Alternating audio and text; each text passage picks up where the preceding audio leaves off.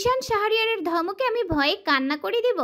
এই কেউ আমার চোখের নিচে একটা বালতি ধর, আমি কান্না করি।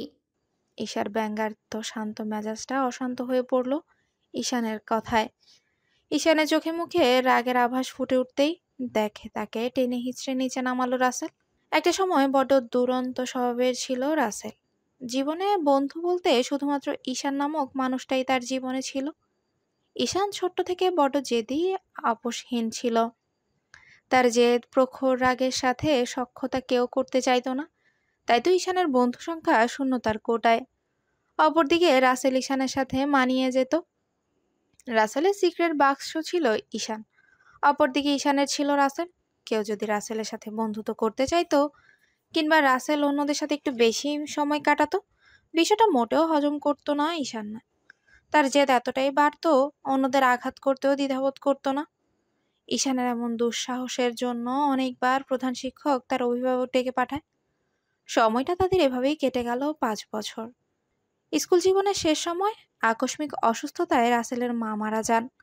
অপরদিকে মায়ের মৃত্যুর 1 মাসের মাথায় তার বাবা দ্বিতীয় বিয়ে করেন। সৎ মায়ের সংসারে ঠাঁই হলো না তার। রাসেলকে রেখে আসা হলো তার নানা বাড়ি। প্রথম কয়েকদিন ভালো চললেও মামিদের অবহেলায় জীবনটা বিষিয়ে উঠল তার। একটা সময় তার জীবন ছিল রাজপুত্রের ন্যায়, অথচ মায়ের মৃত্যুর পর হয়ে গেল চাকরের মতো।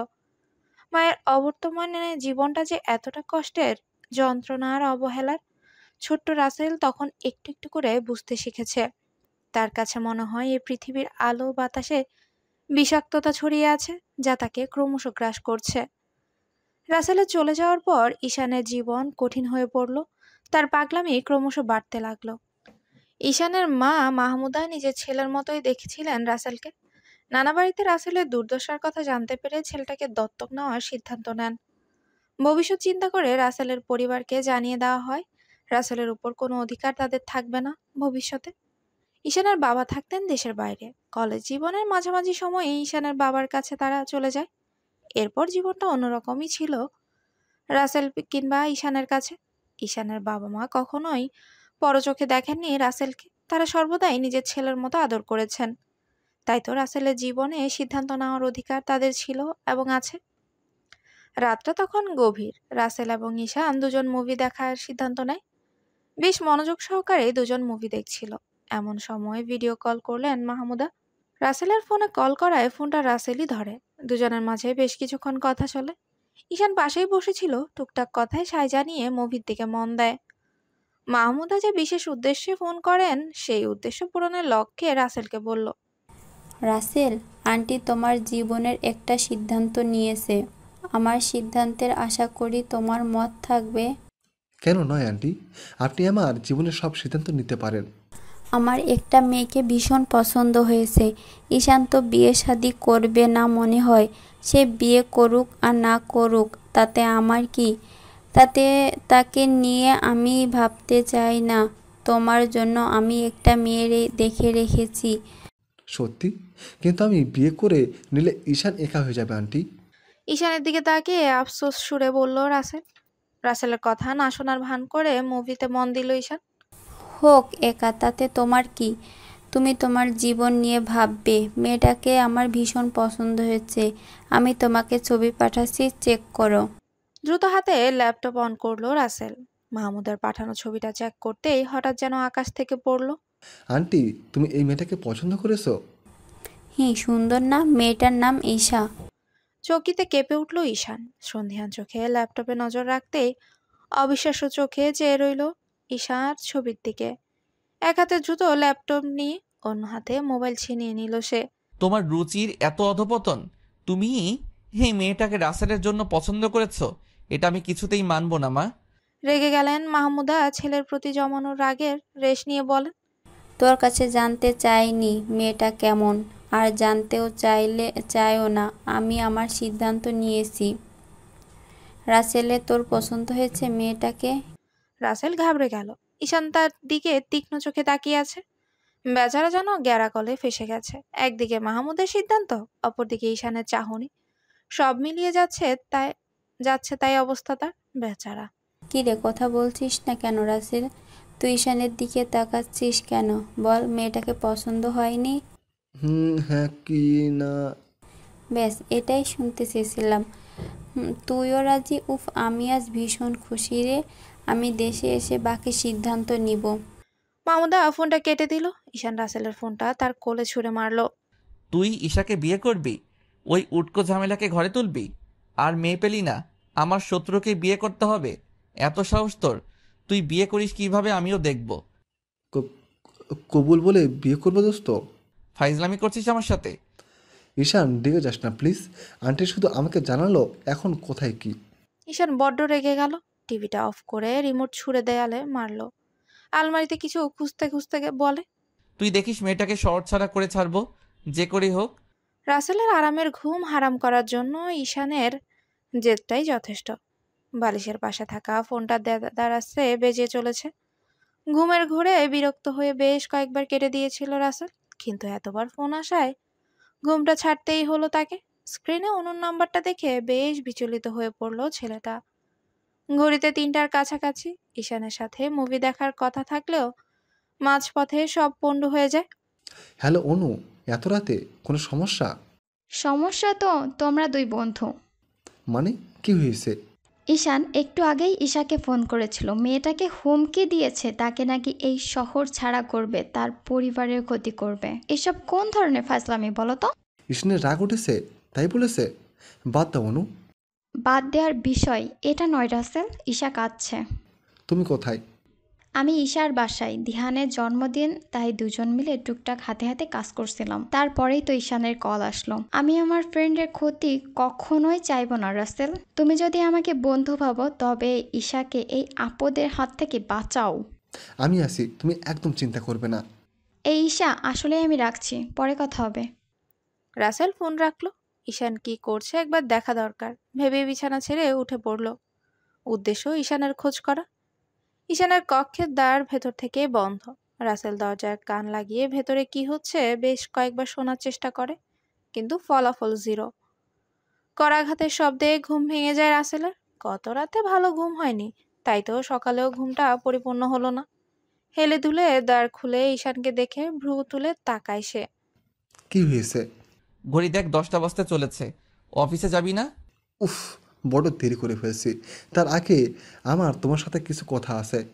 কি কথা? ঈশান সন্ধিয়ান চোখে তাকালো রাসেলের দিকে। রাসেল তার হাত টেনে রুমের ভেতর নিয়ে যায়। তোর চা পাওয়ার মূল্য আমি যেমন দিই তেমনই আমার চা পাওয়ার মূল্য নিশ্চয়ই তুই দিবি ঈশান। হঠাৎ এই প্রশ্ন? আমি ঈশাকে পেতে চাই ঈশান। রাসেলের একটা বাক্যে ঈশানের মাঝে যেন বিস্ফোরণ ঘটিয়েছে। স্থির চোখে বেশ কিছুক্ষণ তাকিয়েছিল সে। রাসেল ঈশাকে বিয়ে করতে চাইবে এটা কখনো ভাবেনি ঈশান। তোর মাথা ঠিক আছে রাসেল? কি বলছিস তুই? ভেবেচিন্তে বলছিস রে, আমি ঈশাকে বিয়ে করতে চাই, তবে তার আগে ঈশাকে ভালোভাবে বুঝতে চাই। যদি এর মাঝে তোর আর ঈশার ঝামেলা লেগে থাকে তবে কোনোদিন আমার প্রতি ঈশার পজিটিভ ধারণা আসবে না। তার মানে তুই বলতে চাইছিস তোর আর ঈশার মাঝে আমি বাধা? আমি সেটা বলিনি, তবে যা বোঝার আমি বুঝতে পেরেছি। তোর বিয়ে তুই কর, যা ইচ্ছা তাই কর, আমি আর এসবে নেই। আর রইল বাকি ঈশা। আজ থেকে আমি ভুলে গেলাম ঈশা নামের কোনো মেয়েকে আমি চিনি না বা চিনতাম। ঈশান বড় বড় পা ফেলে বেরিয়ে গেল কক্ষ থেকে। বেচারা রাসেল যেন হাফ ছেড়ে বাঁচলো। বিছানায় গায়ে এলিয়ে দিল নিশ্চিন্ত মনে। দিহানের জন্মদিনটা একটা রেস্টুরেন্টেই করা হবে। ঈশা, অনু, মীরা তিনজনে মিলে সম্পূর্ণ পরিকল্পনা সাজিয়েছে। দিহান ইতিমধ্যে উপস্থিত হয়ে গেছে রেস্টুরেন্টে। মীরা তার সাথেই আছে। আজ ঈশা নিজের হাতে দিহানের জন্য কেক তৈরি করে এনেছে। বড্ড বেশি দেরি হওয়ায় দ্রুত পায়ে হাঁটছে ঈশা। পুরো বিল্ডিংটা 7 তলা। 6 তলার রেস্টুরেন্টে, বাকি নিচের ফ্লোরে শপিং মল। লিফট থেকে নেমে এপাশ ওপাশ ছোটাছুটি করে দিহানকে খুঁজতে খুঁজতেই আকস্মিক একটা ছেলের সাথে ধাক্কা লাগে তার, যার দরুনে সম্পূর্ণ কেকটা উল্টে পড়ে নষ্ট হয়ে যায়। ঈশা হতবাক চোখে পাশে তাকাতেই দেখতে পায় ঈশানকে। ঈশানের কানে ফোন, নিশ্চয় কারোর সাথে কথা বলছিল। বেচারা ঈশান নিজেও হতবিহম্বল, এটা কি করে হলো। মেঝেতে পড়ে থাকা কেকটার দিকে তাকিয়ে দু চোখ ঝাপসা হয়ে এলো ঈশার। এই কেকটা অনেকটা সময় নিয়ে প্রস্তুত করেছিল সে। কতটা আবেগ, ভালোবাসা, যত্ন মিশেছিল তাতে। আপনি এটা কি করলেন? ঈশান ঘাবড়ে গেল। সে মনে মনে প্রতিজ্ঞাবদ্ধ হয়েছে কিছুতেই ঈশার সাথে ঝগড়া করবে না। আমি দুঃখিত ঈশা, তোমার জন্য আমি আরেকটা কেকের ব্যবস্থা করছি। এটা আমার তৈরি কেক, হাজারখানেক কেক এনে দিলেও এই কেকের ঘাটতি পূরণ করতে পারবেন না। কথাটা চিৎকার দিয়ে বলল ঈশা। রেস্টুরেন্টের আশেপাশে থাকা লোকদের ভিড় জমেছে। ঈশাকে কাঁদতে দেখে অনু তার হাত টেনে নিয়ে যেতে চাইল, কিন্তু ঈশা গো ধরেছে, সে কিচ্ছুতেই যাবে না। আপনি এটা ইচ্ছে করে করেছেন, তাই না ঈশান? একদমই না, তুমি আমাকে ভুল বোঝো না ঈশা। ভুল বুঝবো না। রাতেও আপনি আমার সাথে খারাপ ব্যবহার করেছেন, আর এখন আবার। ঈশা দিশাহীন হয়ে পড়ল। রাগে জেদে মাথা যেন ফেটে যাচ্ছে। মাটিতে থাকা কেকটা তুলে ছুঁড়ে দিল ঈশানের গায়ে। আশেপাশে সবাই অবাক চোখে দেখছে। কেউ কেউ ফোন ক্যামেরা অন করে দিয়েছে। আমার গায়ে কেক ছোটার সাহস কে দিল তোমায়? সাহস আমার বরাবরই বেশি। ঈশা এগিয়ে এলো, ঈশানের গায়ে থাকা কোটে মাখিয়ে দিল কেকের ক্রিম। মুখে লাগানোর আগেই তার হাতটা শক্তভাবে ধরে নেয় ঈশা। বলেছি না ইচ্ছে করে ধাক্কা লাগিনি, এমন করছো কেন? জোর গলায় কেঁদে উঠল ঈশা। ঈশানের হাত থেকে ছাড়া পেতে হাত টানতে হুঁশ ফিরল। ঈশানে আশেপাশে তাকিয়ে দেখলো মানুষের কীর্তি। এখান থেকে যাওয়া উচিত ভেবে লিফটের দিকে পা বাড়ালো সে, তবে ছাড়লো না ঈশার হাত। তদারতি লিফটে উঠে দ্রুত হাতে বাটন প্রেস করলো। তৎক্ষণাৎ বন্ধ হয়ে গেল লিফটের দরজা। অনু পড়ল বিপাকে। ঈশাকে নিয়ে ঈশান কোথায় গেল? প্রশ্নরাও উকিঝুঁকি দিচ্ছে তার মনে। উপায়ন্ত না পেয়ে রাসেলকে ফোন করলো সে। নিচতলায় নেমে ঈশার হাত টেনে পার্কিং জোনে এসে থামলো ঈশান। আশেপাশের মানুষজন তার দিকে উৎসুক দৃষ্টিতে তাকিয়ে আছে। অপরদিকে ঈশার ফ্যাচ ফ্যাচ কান্নার আওয়াজে বিরক্ত বাড়িয়ে দিচ্ছে দ্বিগুণ। পরিস্থিতি বেগতিক বুঝে ঈশান ঈশাকে বলে, গাড়িতে ওঠো। আমি কেন যাব আপনার সাথে? উঠতে বলেছি। উঠবো না। ঈশান পুনরায় ঈশার হাত ধরে নেয়। গাড়িতে উঠতে বললে ঈশা হাত ছাড়ার জন্য অস্থির হয়ে ওঠে। তাদের কাণ্ড তিনজন ছেলে পরখ করছিল। একটু সাহসিকতার পরিচয় দিতে এগিয়ে আসলো তারা। তাদের মাঝে একজন ঈশানের কাঁধে হাত দিয়ে বলল, মেয়েটার সাথে জবরদস্তি করছিস কেন? ঈশান অবাক হলো। কোথা থেকে কে এসে তাকে ধমক দিচ্ছে? অদ্ভুত। কাঁধ থেকে হাত সরা। ঈশানের কথায় ছেলেগুলো আরো বাড়াবাড়ি করলো। ওদের মাঝে একজন ঈশার কাঁধে হাত রেখে বলে, আপনি চিন্তা করবেন না, আমি আছি। ঈশান তীক্ষ্ণ নজরে চেয়েছিল ঈশার দিকে। ছেলেটার উদ্দেশ্য যে খারাপ বুঝতে সময় লাগলো না তার। ঈশান দ্রুত হাত টেনে ঈশাকে তার পাশে আনলো। বাবুগিরি করছিস? মেয়েটাকে ছেড়ে দে। মেয়েটাকে তোরা চিনিস? কোথা থেকে উড়ে এসে তর্ক করছিস? এখান থেকে যা। ঈশানের শান্ত স্বরটা হজম হলো না ঈশার। মনে হচ্ছে ঝড় আসার আগ মুহূর্ত।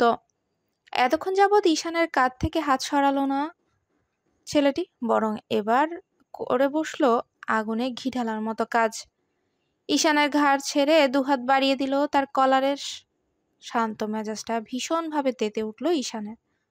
আশেপাশে সিকিউরিটির গার্ডরা ছিল না বলেই জলা এত দূর গড়ালো। ঈশার প্রতি জমানো ক্ষোভ, ছেলেগুলোর বাড়াবাড়ি সব মিলিয়ে ক্রোধ বাড়ল প্রবল। তিনটা ছেলের সাথে লেগে গেল তার ধস্তাধস্তি। তিনটা ছেলেকে মারতে মারতে একজনের কপাল ফেটে রক্ত পড়ছে। বাকিরাও কম যায় না, তারাও পাল্টা মারতে থাকে ঈশানকে। তিনজনের অবস্থা তখন ক্রমশ খারাপ হয়ে যাচ্ছে। আশেপাশে মানুষের ভিড় জমে গেল, কিন্তু কেউ এগিয়ে এলো না। ঈশানকে এবার থামানো উচিত ভেবে ঈশা এগিয়ে গেল। ঈশার ছোট্ট দুহাতে ঈশানকে বাধা দিতে বড্ড কষ্ট হচ্ছে তার। না পেরে ঈশানের পা জড়িয়ে বসলো ঈশা। তৎক্ষণাৎ ঈশার দিকে তাকিয়ে থেমে গেল ছেলেটা। ঈশাকে তুলে নিল শক্ত হাতে। আজকে একটু বেশি বাড়াবাড়ি করে ফেলেছো ঈশা। ঈশানের একটা বাক্য স্থির হয়ে গেল মেয়েটা। ঈশানের এই একটা বাক্য ছিল প্রবল ধিক্কার, জেদ, বৃতৃষ্ণা। ঈশাকে ছেড়ে সরে দাঁড়ালো সে। গায়ে থেকে কোটটা ছুঁড়ে ফেললো ঈশার গায়ে। দ্রুত গাড়ির দরজা খুলে গাড়ি নিয়ে বেরিয়ে গেল লোহমায়। ঈশানের গাড়ি যাওয়ার দিকে শুধু তাকিয়ে রইল। তাকে ফেলে ঈশান চলে গেল। হাতের ব্যান্ডেজটায় চোখ রাখতেই ঈশার কথা স্মরণ এলো ঈশানের। মেয়েটা নিজেকে যতটা চালাক ভাবে ততটা চালাক সে নয়। ছেলেগুলোর অসৎ ছোঁয়া যে সে বুঝেও চুপচাপ ছিল। চাইলেই তো ধাক্কা দিয়ে সরিয়ে দিতে পারতো ছেলেটার হাত, অথচ মেয়েটা নীরব ছিল। ঘাড়ের ব্যথায় বসা থেকে শুয়ে পড়ল ঈশান। দরজা খোলা শব্দে রাসেল চোখে চোখ পড়ল তার। এসব কি শুনছি? তার হাতে চোট লেগেছে? তোকে কে বলেছে এসব? কে বলছে জেনে তোর কি? রাসেলের রাগান্বিত স্বরে হেসে ফেলল ঈশান। সন্ধিহান চোখে বলে, দারোয়ান আঙ্কেল বলেছে তাই না? আমি বারণ করেছিলাম তাকে। কেন বারণ করছিস? গার্ড নিয়ে গেলি না কেন? রুমার বাসায় যাব ভাবছিলাম, তাই রুদবার জন্য কিছু কিনতে গেলাম। আর এত কিছু যে হয়ে যাবে স্বপ্নেও ভাবিনি। রাসেলের পাশে বসলো ঈশান। ঈশানের হাতটা ধরে বলল, হাতটা মুচড়ে গেছে। এই হাতে আমায় কবে শাসন করবি ঈশান? আরে তুই এত ইমোশনাল হয়ে যাচ্ছিস কেন? আমি ঠিক আছি। রাসেলের গলা ধরে এলো, চোখটা কেমন জ্বালাপোড়া করছে, চোখ ফেটে জল পড়তে চাইছে, কিন্তু ঈশানের সামনে কাঁদা যাবে না। ঈশানের কিছু হয়ে গেলে রাসেল অন্তত স্বাভাবিকভাবে বাঁচতে পারবে না। বড় বৃক্ষের ন্যায় ঈশানের ছায়া তার মাথায় যে আগলে আছে, এ কথা অস্বীকার করা যায় না যে। রাসেল, একটা হেল্প কর। দিহানের জন্মদিনটা ভেস্তে গেছে, তুই নিজের হাতে সব আয়োজন করে তাদের সারপ্রাইজ দে। ঈশানের কথা শুনে বিস্মিত হলো রাসেল। তুই ওদের নিয়ে ভাবছিস? আমার জন্য এমনটা হয়েছে, ভুলে যাস না। যা, বেরিয়ে পড়। রাসেল বেরিয়ে যাওয়ার আগে তাকে ডেকে উঠল ঈশান। রাসেল ঘাড় বাঁকাতেই সে বলে, আজ আমি ঈশার সাথে একটু খারাপ ব্যবহার করতে চাইনি। যেটা হয়েছে তার জন্য আমি সম্পূর্ণ অপ্রস্তুত ছিলাম। সন্ধ্যা নামতে আর বেশি দেরি নেই। প্রখর রোদ আর অসহ্য গরমকে বিদায় জানিয়ে আকস্মিক নেমেছে বারিধারা। এই বৃষ্টি সজল পরিবেশটা হয়তো কেউ জানলার পাশে এক কাপ কফি হাতে উপভোগ করছে, আবার কেউ বা উপভোগ করছে বারান্দায় দাঁড়িয়ে বৃষ্টি ছোঁয়ার বাহানায়। কেউ কেউ উপভোগ করছে টিনের চালের ঝিমঝিম বৃষ্টির শব্দে। হয়তো দস্যি কোনো মেয়ে এই সন্ধ্যার বৃষ্টিতে ভিজতে কার্পণ্য করেনি, কিন্তু একদল মানবীর কাছে অসময়ের বৃষ্টিটা বড্ড বিরক্তিকর। যেমনটা ঈশার কাছে মনে হচ্ছে। নতুন একটা টিউশন হয়েছে তার, যদিও বাসা থেকে একটু দূরে, তবুও বারণ করেনি ঈশা। হাতে থাকা পুরনো টিউশনিগুলো হারিয়ে সে যখন দিশাহীন, তখন এই টিউশনই তার কাছে যেন আশীর্বাদ স্বরূপ। চারিদিকে ঝাঁপিয়ে নামছে অন্ধকার, কঙ্কর ঢালা বর্ষণ সিক্ত রাস্তাটা দেখতে বড্ড সুন্দর লাগছে। কয়েকটা সিএনজি, প্রাইভেট কার সারি সারি ছুটে চলেছে। রাস্তাটা বড্ড জনমানবহীন, সুনসান।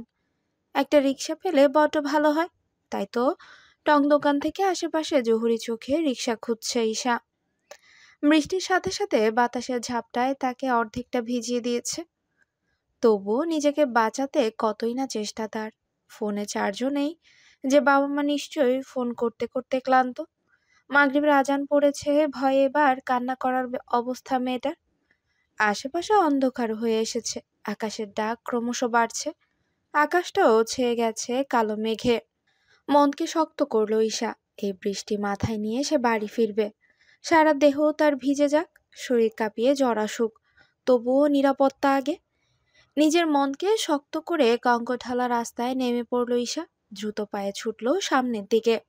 সকাল থেকে কড়া রোদ, আর এখন দেখ ঠান্ডায় কাঁপুন এসে যাচ্ছে। দ্রুত গাড়ি চালা, বাড়ি ফিরতে হবে। এই ঈশান, তোর স্যুটটা আমায় দে না। রাসেলের স্বর মিহিয়ে এলো। ছেলেটা সিটের সাথে লেপ্টে গেছে। এত আহামরি ঠান্ডা লাগছে না যতটা রাসেল দেখাচ্ছে। ভাবতে হাসি পেল ঈশানের। রাসেলকে উদ্দেশ্য করে বলে, আমার স্যুট খুলে তোকে দিব? দিলে কি হবে? নাটক করিস না, আমারই ঠান্ডা লাগছে না। শালা, তোর কপালে বউ নেই। তোর বউ যদি কোনোদিন তোর সাথে বের হয় আর বেচারি যদি শীতে কাঁপে, তাহলে তুই কাপুরুষের মতো দাঁড়িয়ে থাকবি। কেন, আমাকে কি করতে হবে? সিনেমায় দেখিস না, হিরো তার জ্যাকেট খুলে হিরোইনকে দেয়? তুই তো এসব জীবনেও পারবি না, বেটা আনরোমান্টিক। তার সময় বলে দিবে। সময় কচুও বলবে না। বাই দা ওয়ে, আজ খিচুড়ি খাওয়া চাই বাসা। থেমে গেল রাসেল।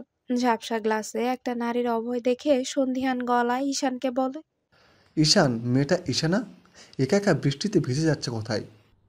ওর মতোই লাগছে। সামনে গিয়ে গাড়ি থামাস। তুই কি ঈশাকে গাড়িতে তুলতে চাইছিস? দেখ, এই মেয়েকে আমি আমার গাড়িতে কিছুতেই নিব না। প্রয়োজনে তুই তোর গাড়ি এনে তারপর ওকে নিবি। বিরক্ত হলো রাসেল। ঈশানের দিকে তাকিয়ে অনুরোধ করে বলে, প্লিজ ঈশান, এভাবে বেচারিকে ছেড়ে যাওয়া ঠিক হবে না। ওই তো চলে এসেছি, গাড়ি থামা। আকস্মিক একটা কালো গাড়ি ঈশার সামনে থামতেই ভয়ে ছিটকে দাঁড়াইছে। জহুরি চোখে গাড়ির দিকে তাকাতেই নজরে আসে ড্রাইভিং সিটে থাকা ঈশানের মুখ। ততক্ষণে রাসেল গাড়ির দরজা খুলে নেমে গেছে। ছেলেটা দ্রুত এসে ঈশার সামনে দাঁড়ায়। এভাবে ভিজে কোথায় যাচ্ছ? গাড়ির নাওনি কেন? বাসায় ফিরছিলাম, রিক্সা পাইনি। তাহলে গাড়িতে ওঠো, তোমার বাসার সামনে ছেড়ে আসবো। তার প্রয়োজন নেই, আমি চলে যেতে পারবো। আপনি যান। পাগল হয়েছে তুমি? এখনো অনেক রাস্তা। ঈশার হাত টেনে ধরলো ছেলেটা। দ্রুত দরজা খুলে পেছনের সিটে ঈশাকে জোর করে বসিয়ে দিল। রাসেল গিয়ে বসলো ঈশানের পাশে। ঈশান একবারও ঘাড় ঘুরিয়ে ঈশার দিকে তাকানোর প্রয়োজন মনে করলো না, বরং সামনের মিররে চোখ রাখতে ঈশার সাথে চোখাচোখি হয়ে যায়। ফলে দ্রুত নিজের চোখ সরায় ঈশান।